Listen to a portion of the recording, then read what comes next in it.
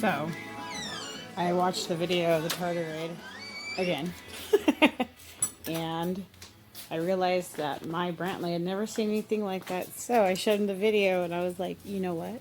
I could show you this in real life. So I'm going to go and disrupt the moss that I know is nice and beautiful during the winter. It is dried out right now, and I'm going to submerge it in water, and we're going to see what we get out of it. I'm pretty sure we will have something to look at. Wait a minute, okay? So I want to make sure that you guys understand what I'm talking about. And so, okay, so this is dried out moss. And there's also some lichen inside there too. I can see a little bit of it, but it's mostly moss.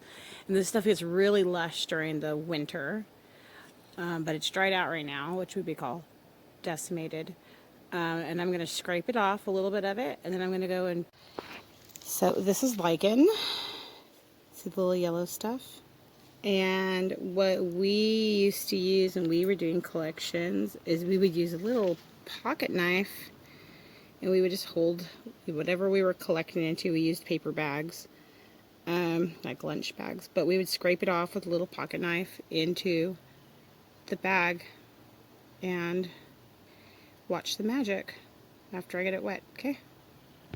Okay, so this is the stuff that I took off the fence. Okay, so you can see the kind of the dirt side here, but then there's also, see, the moss. You don't want as much dirt. They're not in the dirt.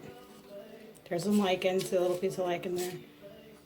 Okay, so there's lots of little goodies here. It's not a lot. There's my finger. Okay, and then I have a little jar, little baby jar. Smaller the better. And I have a medical syringe without, no needle, obviously. I just need it so that I can put a little bit of water over it. Okay, so this was about 5 milliliters of water, and I kind of, made sure it's all kind of broken down and under the water, all of it's wet. And I'm going to leave this for an hour and see, so that everybody can wake up, because everybody's probably asleep. It's dried up because it's summertime, so there's no moisture. So we'll see what there is in about an hour, okay? Okay, so it's been an hour. It's all, still, moss and water. And then, okay, I've put up 2 lights. This one's at about, we're trying to get as close to 45 degrees as possible without it being actual goosenecks. And this is my little crappy microscope that was thrown away in a massive clean out of my old lab. And I didn't see how someone could just throw it out. A little glass lid thing so that I can see in it. Another light. This one should be at a 90-degree angle because they are see-through. And something to poke it with, and then you're going to put it in there. What you want to do is, what we would call tease it.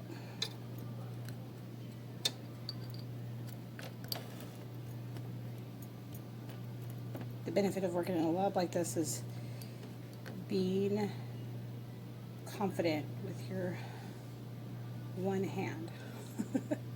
So I just sucked up 1 milliliter, and the less the better.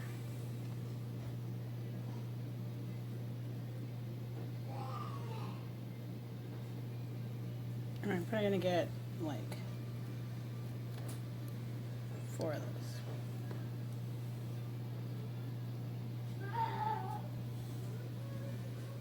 If you want to add more water to this,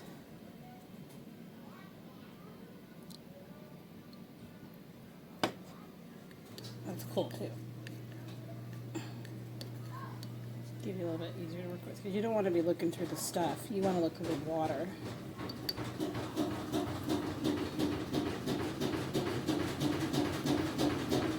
Okay. Don't mind my washer machine is off kilter. Hold on. Okay, so I have that 2 mils, and I'm just going to shake it around so that's flat. And I'm redoing my light so it's pretty direct on it. And this one, I want it to be like, so these two are like this. One's like at a 90 and one's like at a 45. Okay, and then I'm going to peek in here, but you guys have to wait. So I'm going to like mix it up a lot.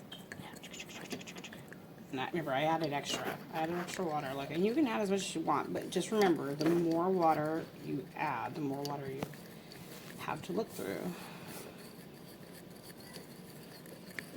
Okay, kind of, you know, break. If there's something lumpy in there, break it up. Look.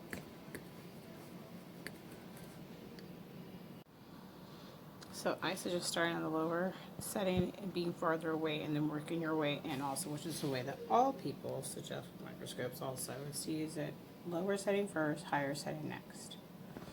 And then this moves the platform closer or farther. This is how you focus. Okay, now this is a two-handed job. So one's going to be on the dish, which I suggest right hand for the most control of it. And spinning is what we do. So we spin the dish real slowly and just look around inside there to see if we recognize anything that looks like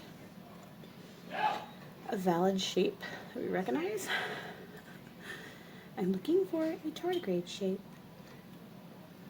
Now there's like lots of debris. I wish I had a better camera. I'm working on it, so we'll see. Hopefully soon I can show you what I'm seeing. So I'm seeing a lot of dead rotifers and nematodes, which is yucky because that means my moss inside my house is full of nasty little things. Not to freak anybody out. Just saying, they're always full of nasty little things everywhere.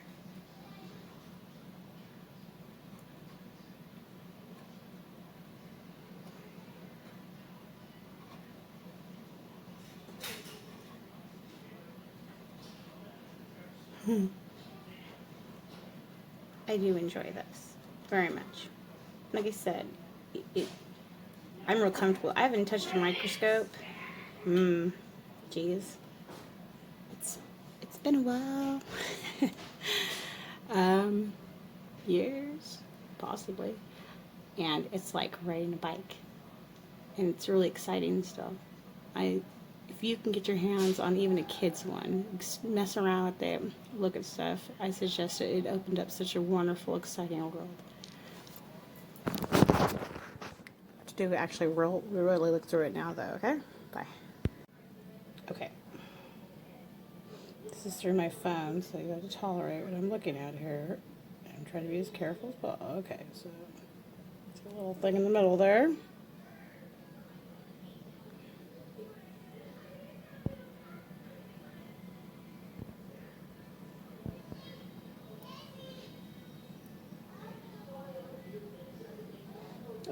Such a bad recording, it's too bad.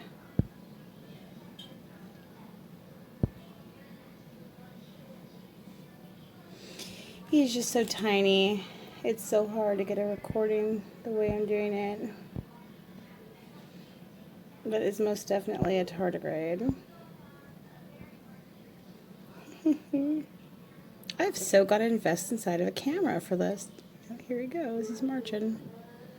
I'll pull the light a little bit is what it is.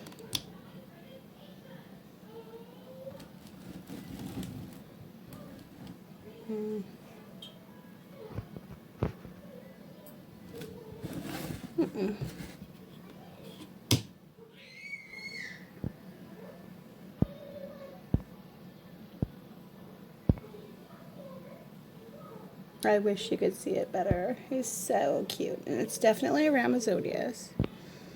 They have a little pink tint to them.